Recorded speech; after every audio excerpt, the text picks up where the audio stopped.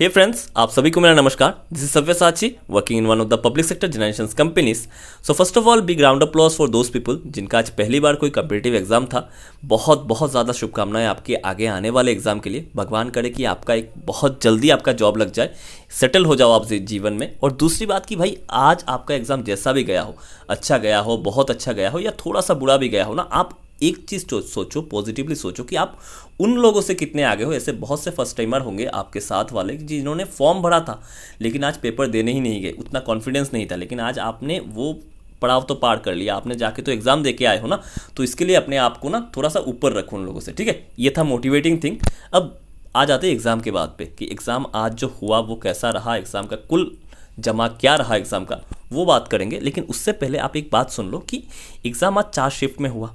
चारों शिफ्ट कभी भी आईबीपीएस का जो रिकॉर्ड रहा है कि उनका चारों शिफ्ट वो एक लेवल का नहीं रख पाते, पता नहीं उनका क्या दिक्कत आता है। एक शिफ्ट तो ज़्यादा एकदम हलवा कर लेंगे ना, दूसरा शिफ्ट बहुत ऊपर लेके चले जाएंगे। ऐसा नहीं होना चाहिए। मुझे भी पर्सनली लगता है कि हम लोग भी जब एग्ज़ाम देते थे ना, हमारे टाइम पे भी वैसा होता था कि एक शिफ्ट बंदा दे के आया है, वो 80-85 बना के आ रहा है, 100 में से बात कर रहा हूँ, और किसी शिफ्ट में देख रहे हैं कि एवरेज अटेम्प्ट 60 तक आ रहे हैं। वैसा नहीं होना चाहिए, मुझे पर्सनली लगता है। खैर वो आईबीपीएस जाने। आज जो 4 शिफ्ट का पेपर हुआ, 4 शिफ्ट का जो पेपर हुआ, जब पेपर खुला मतलब मॉर्निंग को जब पेपर का ओपनिंग हुआ, आगाज़ हुआ, वहाँ पे हमें देखने को मिला कि पेपर ईजी है। अब ईजी आप लोग में से बहुत लोग ऑफेंडेड हो जाओगे कि सर ईजी कैसे आप बता रहे हो कि ईजी, तो ऐसे नहीं कह सकते ना, आपने खुद दिया है क्या पेपर। देखो ईजी या टफ डिपेंड करता है कि लोग पेपर कैसे एवरेज जो होते हैं ना, एवरेज लोग कितना अटेम्प्ट करके आ रहे हैं। अब एक शिफ्ट में जो लोग देने गए, मॉर्निंग का शिफ्ट का अगर बात करूं तो मॉर्निंग के शिफ्ट में जब लोग एग्जाम देने गए वहाँ पे अटेम्प्ट अच्छे खासे आ रहे। अब मानो या ना मानो, मैक्सिमम बच्चों का 70+ अटेम्प्ट था। उसका कारण भी था क्योंकि फर्स्ट शिफ्ट में आपका कैसलेट डीआई नहीं पूछा गया था। लेकिन जैसे जैसे शिफ्ट बढ़ता गया, रीजनिंग हल्की सी टफ मॉडरेट साइड पे जाती रही।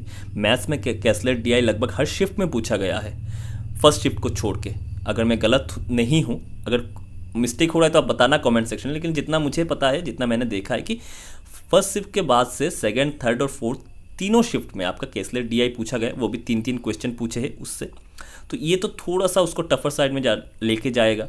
दूसरी बात ये आ जाती है कि यहाँ पे आपका रीजनिंग भी हल्का सा आपका ये कैलकुलेटिव पूछा गया है।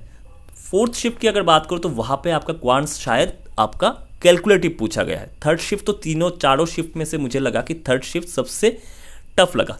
अगर बाकी के शिफ्ट के साथ कंपेयर करूँ तो थर्ड शिफ्ट मुझे टफ लगा, ठीक है। अब बात ये आ जाती है कि मैं वो डिटेल रिव्यू में जा नहीं रहा हूँ क्योंकि आप लोगों ने आपके बहुत से टीचरों ने वो डिटेल में रिव्यू बता दिया होगा। अब बात यहाँ पे आ जाती है कि 2 चीज़ पे आ जाती है। पहली बात कि सर नॉर्मलाइजेशन होगा कि नहीं होगा, क्योंकि जो लोग पहले शिफ्ट में दे के आए वो तो 70-75 अटैम्प्ट ठोक के आ रहे, और हम दिए तो हमारे 60-65-68 अटैम्प्ट आ रहे हैं। अब नॉर्मलाइजेशन होगा कि नहीं होगा, तो देखो इसका जवाब मैं सीधा सीधा बताता हूँ। अगर नॉर्मलाइजेशन को आपको समझना है तो आप एक वीडियो है मेरा यूट्यूब पे, मैंने ऑलरेडी डाल रखा है, वो आप डिस्क्रिप्शन में उसका लिंक है, आप देख लेना। पूरा मैंने डिटेल में एक्सप्लेन किया है कि कैसे नॉर्मलाइजेशन आईबीपीएस एक्चुअल में करती है, और ये आरआरबी के लिए नहीं, हर एक एग्जाम में होता है। ये होगी एक पहली बात। दूसरी बात, इस एग्जाम में नॉर्मलाइजेशन होगा कि नहीं होगा। हाँ होगा, एक्यूरेसी भी मैटर करेगा और नॉर्मलाइजेशन भी होगा।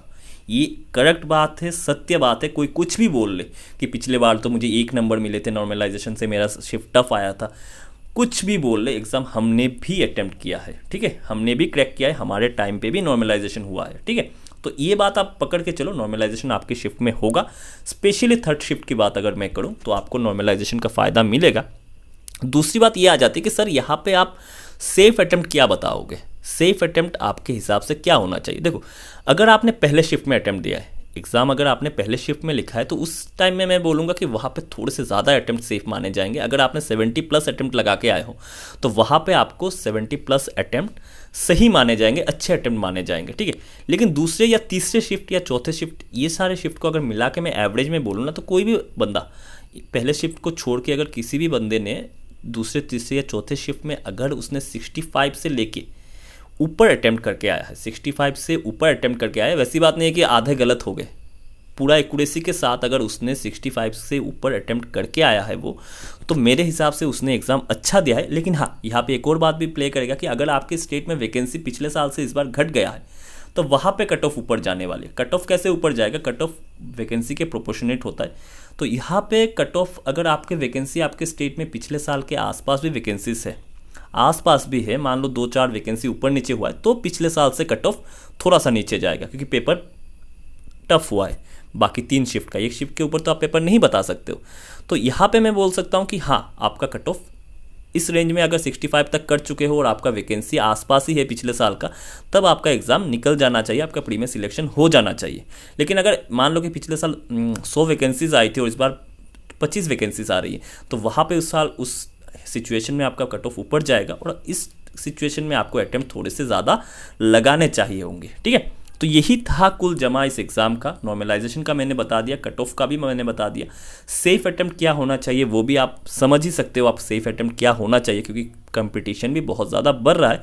लेकिन फिर भी मैं कहूँगा कि कट ऑफ ऊपर नहीं जाना चाहिए पिछले साल से, अगर वैकेंसी ड्रास्टिकली नहीं डिक्रीज हुई होगी। ठीक है, तो यही बातें थी मुझे आपको बतानी इस वीडियो पे।